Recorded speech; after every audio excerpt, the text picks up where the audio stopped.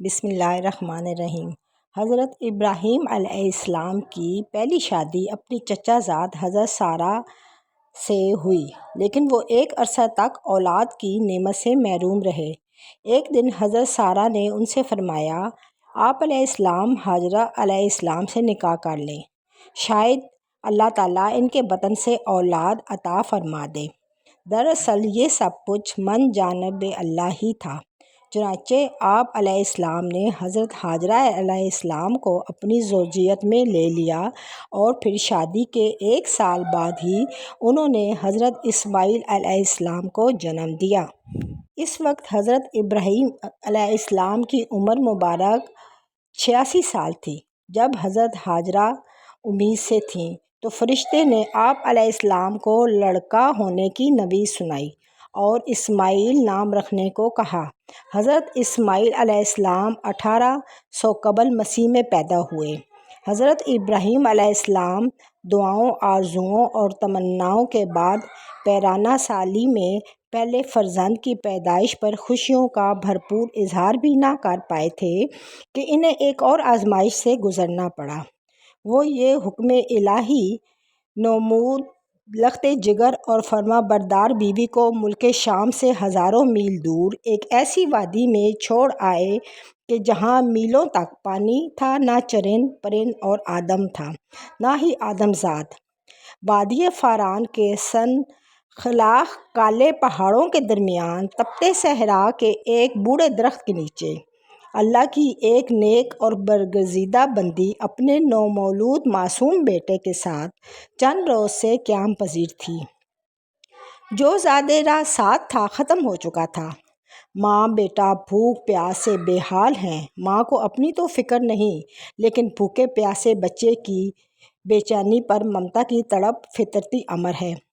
لیکن اس صحرا میں پانی کہاں؟ جوں جوں لخت جگر کی شدت پیاس میں اضافہ ہو رہا تھا، ممتا کی ماری ماں کی بے قراری بھی بڑھتی جا رہی تھی۔ اسی حالت اضطراب میں قریب واقع پہاڑی صفحہ پر چڑھیں کہ شاید کسی انسان یا پانی کا کوئی نشان مل جائے، لیکن شاید بے سود۔ تڑپتے دل کے ساتھ بھاگتے ہوئے ذرا دور دوسری پہاڑی مروا پر چڑھیں، لیکن بے فائدہ۔ اس طرح دونوں پہاڑیوں کے درمیان پانی کی تلاش میں 7 چکر مکمل کر لیے۔ ادھر اللہ تعالیٰ نے حضرت جبرائیل امین کے ذریعے شیر خوار اسماعیل علیہ السلام کے قدموں تلے دنیا کے سب سے متبرک اور پاکیزہ پانی کا چشمہ جاری کر کے رہتی دنیا تک کے لیے یہ پیغام دے دیا کہ اللہ پر توکل کرنے والے صبر و شاکر بندوں کو ایسے ہی پیش قیمت انعامات سے نوازا جاتا ہے۔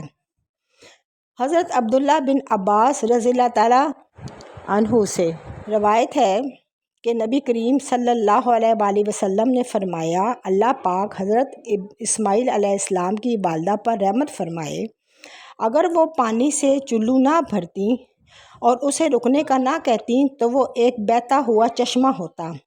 آب زمزم غذا بھی ہے اور شفا بھی، دوا بھی ہے اور دعا بھی۔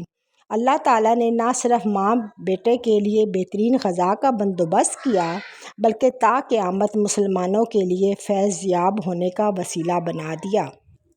حضرت ہاجرہ اپنے صاحبزادے کے ساتھ وہیں رہ رہی تھیں کہ ایک روز عرب کے قبیلے بنو جرہم کے کچھ لوگ پانی کی تلاش میں وہاں پہنچے اور حضرت ہاجرہ کی اجازت سے وہیں رہائش اختیار کر لی۔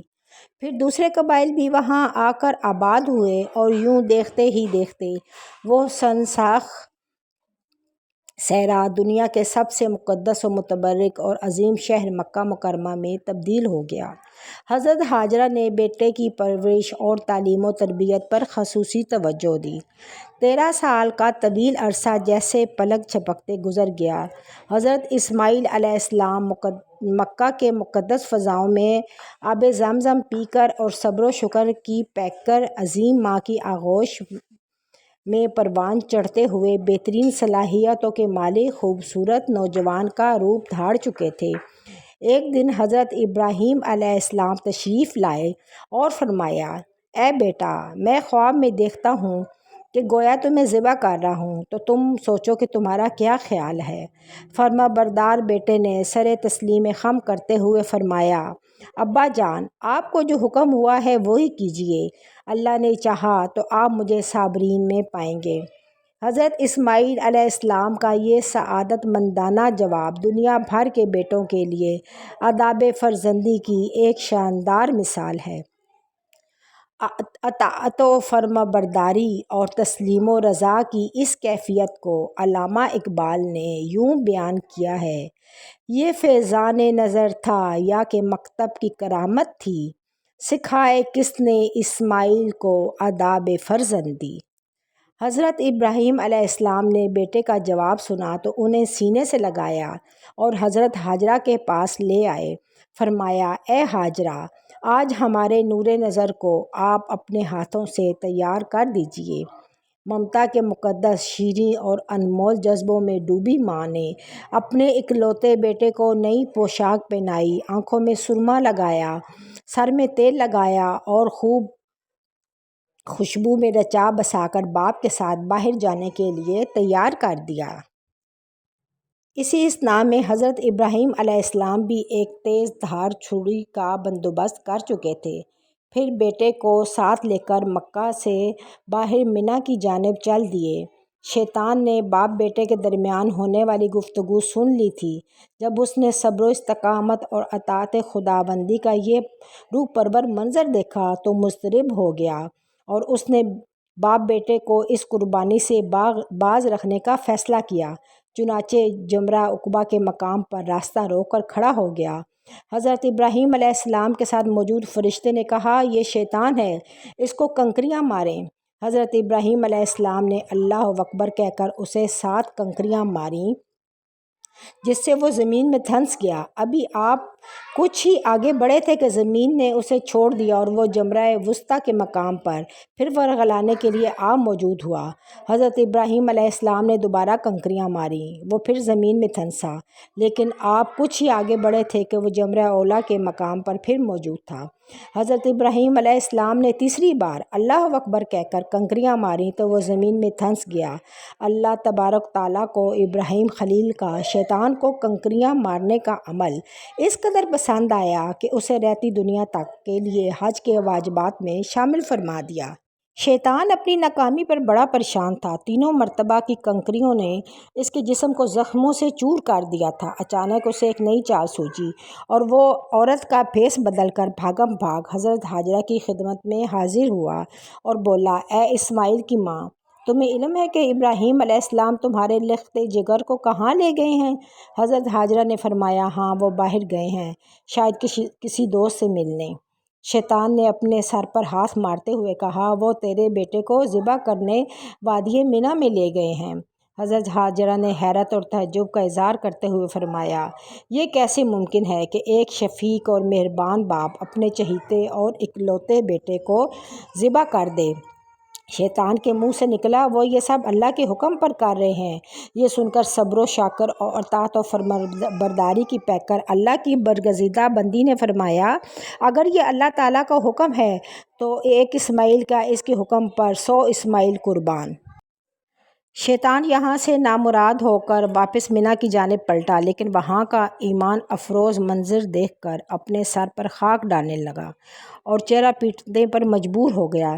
وادی منی کے سیاہ پہاڑ، نیلے شفاف آسمان پر روشن آگ برساتا سورج، فلک پر موجود تسبیح و تحلیل میں مصروف ملائکہ، اللہ کی راہ میں اپنی متاع عزیز کی قربانی کا منظر دیکھنے میں محو تھے۔ مکے سے آنے والی گرم ہوائیں بھی منی کی فضاؤں میں موجود عبادت و اطاعت، تسلیم و رضا اور صبر و شکر کے ایک عظیم داستان رقم کرتے ہوئے دیکھ رہی تھیں۔